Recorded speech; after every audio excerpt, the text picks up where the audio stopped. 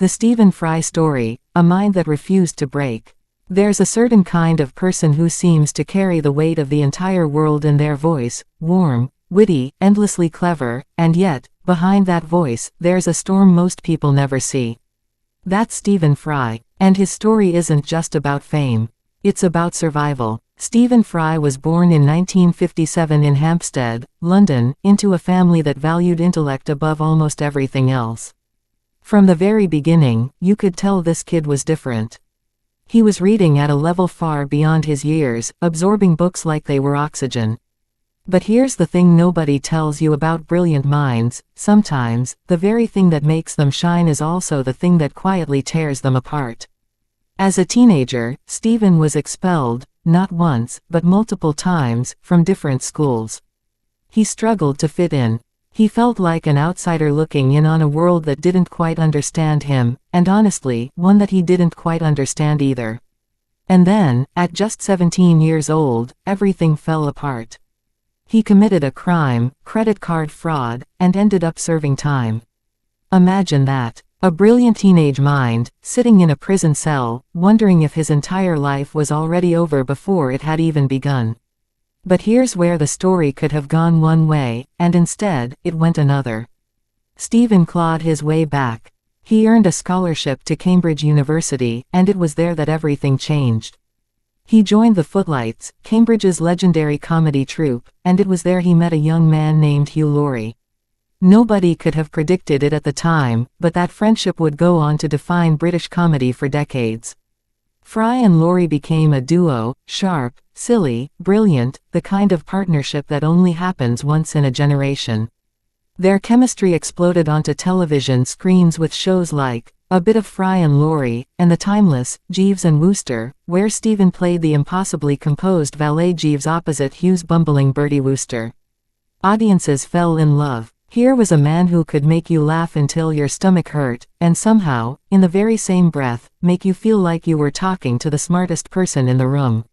Then came, quite interesting, the show that turned Stephen Fry into a national treasure.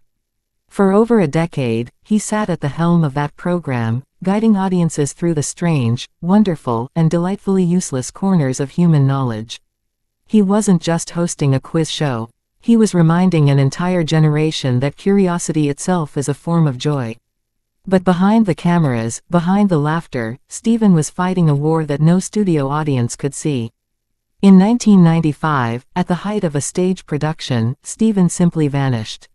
He walked away from a West End play mid-run, disappeared from public life entirely, and it was later revealed that he had contemplated ending his own life. He was diagnosed with bipolar disorder, a diagnosis that, for the first time, gave a name to the storms he'd been battling since childhood. Can you imagine the courage it took to stand in front of millions of people, after years of being seen as endlessly witty and composed, and say, "I am not okay. I have never been okay. And that's all right." That's exactly what Stephen did. In 2006, he made the documentary, The Secret Life of the Manic Depressive, pulling back the curtain on his own mental health struggles and interviewing others who lived with the same illness. It was raw. It was honest. And for so many people watching, people who thought they were alone in their pain, it was the first time they felt truly seen. Stephen has spoken candidly about attempting to take his own life in 2012, a moment he has since described with heartbreaking honesty. And yet, he kept going. He kept writing, kept performing, kept showing up, not because the pain disappeared, but because he chose, again and again, to keep living through it. There's another part of Stephen's story that deserves to be told with just as much heart: his journey as a gay man in a world that wasn't always kind to people like him. He came out publicly decades ago, at a time when it was far riskier to do so, and became one of the most visible and eloquent voices for LGBTQ+ rights in Britain. In 2015, he married his partner, Elliot Spencer, in a quiet, joyful ceremony, a moment of pure happiness after a lifetime of navigating a world that didn't always make space for love like his.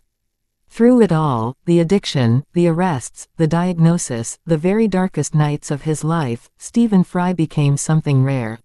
Not just a comedian, not just an actor, Not just one of the most recognizable voices in the English language, having narrated the Harry Potter audiobooks that comforted millions of children at bedtime. He became proof. Proof that brilliance and brokenness can live in the same body. Proof that surviving your own mind is one of the bravest things a person can do. Stephen Fry's story isn't a fairy tale. It's something better. It's real. It's a man who fell, again and again, and somehow, every single time, found a reason to stand back up, and make the rest of us laugh along the way. If his story moved you, that's because it's meant to. Because somewhere out there, someone watching this needed to hear that it's okay to struggle, and it's possible to keep going anyway.